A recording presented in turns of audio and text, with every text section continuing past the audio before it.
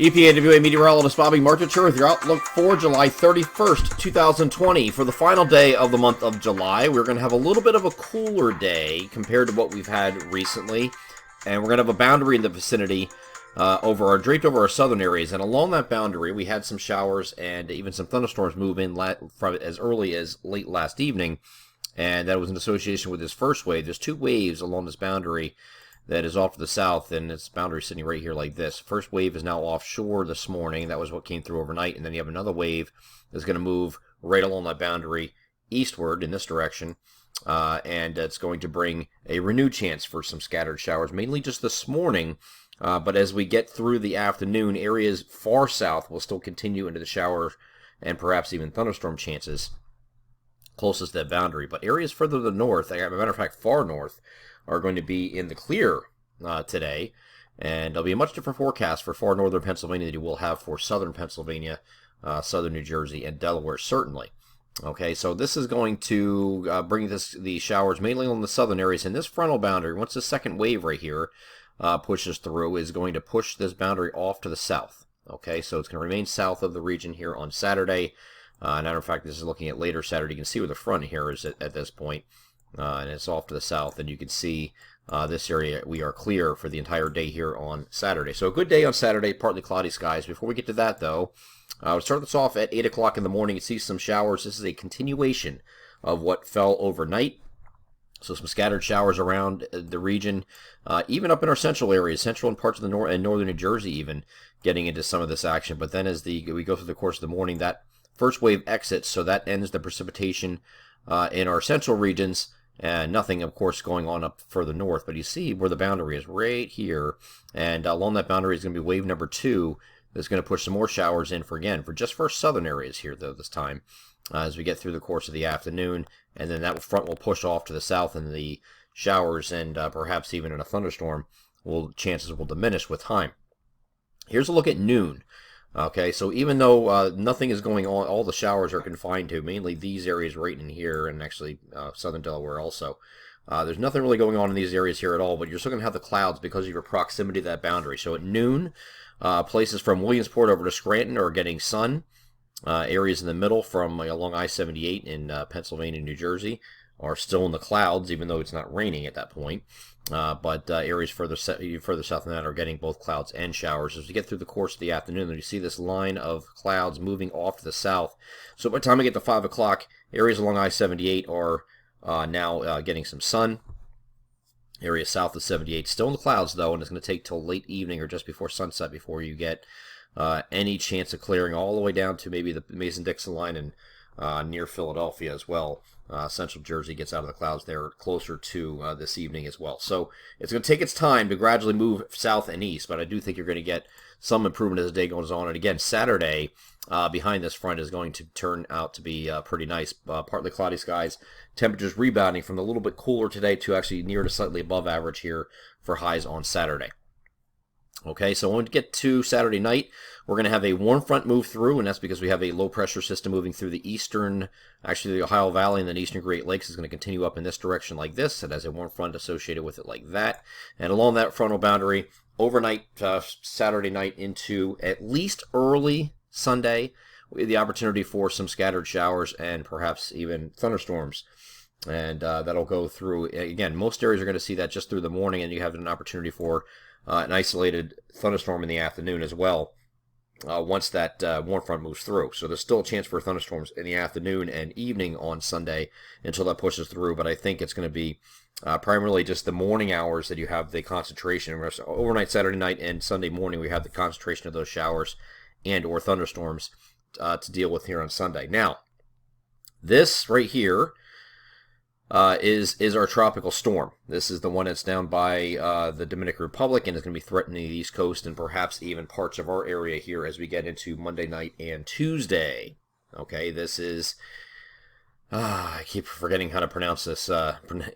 Isaias. There we go, yes. I'm going to get this right one of these times. Isaias is how you pronounce this. This is our tropical storm that is now expected by the National Hurricane Center to become a hurricane. Category 1 hurricane, though. I don't think it has a lot of room for improvement and I think it's going to be limited because there's some shearing that's going to be involved. Here's the official track from the National Hurricane Center, and it is a tropical storm with 60-mile-per-hour winds at the time this video is recorded late evening. They said the 11 o'clock advisory, 11 p.m. advisory here on July 30th, and it was just north of the Dominican Republic, or Hispaniola here, and it's going to continue off to the northwest as a tropical storm. You have to remember, with a 60-mile-per-hour storm, the Category 1 hurricane starts at 74 miles per hour, so it's not really that much of an increase from what it currently is, but it's much better defined today, and it is going, and you can find as a true center of circulation, where it was kind of a elliptical before, and there was two circulation centers, and one was trying to get more dominant than the other. We finally had some consolidation of that now, and you can clearly see that on visible satellite. This is going to continue through the Turks and Caicos and Bahamas and start from the National Hurricane Center projections anyway, start to curve off to the north as it nears Florida here, but it does have it as Category 1 hurricane strength all the way to the Carolinas. Now, there is a cone of uncertainty here that extends all the way in there, where it could track inland here or go way out to the right here. And I didn't draw that very well. We get the idea. Okay, anywhere within this cone of uncertainty, you see as it widens with time, as confidence goes down with where that's going to be. But there is an opportunity for it to affect our region, or at least parts of our region, especially coastal regions, as we get into the Monday night and Monday night through Tuesday night time frame. And this is shown by several models here. This is the European modeling showing here, where it's going to take it up like this toward the Carolinas, and we are going to get some scattered thunderstorms out ahead of it. A tropical feed here on Monday, well out ahead of the system, that's going to come in mainly during the afternoon and evening hours, and then overnight. You see where that tropical feed is right here. This is all ahead of a frontal boundary here. And this particular run tracks it over eastern Carolinas and takes it all the way up to near the Delmarva. So you get some very heavy rain and some wind issues, maybe even some surge involved with this at the shore points across Delaware, New Jersey, and far eastern Pennsylvania here with the heaviest rain. Now, this is going to change a little bit, because this might not be exactly where it's shown here. This might be a little bit further east like this, okay? It could be a little bit further west. But this is a little bit, this is kind of split in the middle, split the difference in the middle, kind of like where the National Hurricane Center has it.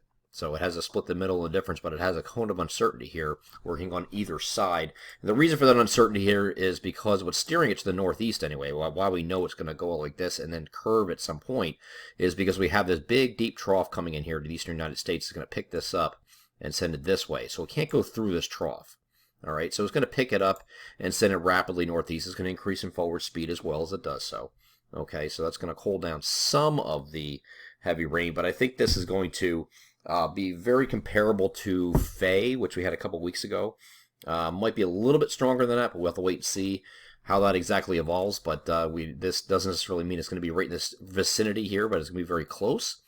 So we're going to continue to monitor this over the next several days and see if we get a better agreement on the forecast. As we go back in time, or go forward in time, this cone of uncertainty that I was showing you from the National Hurricane Center, which is this, is going to be more narrow.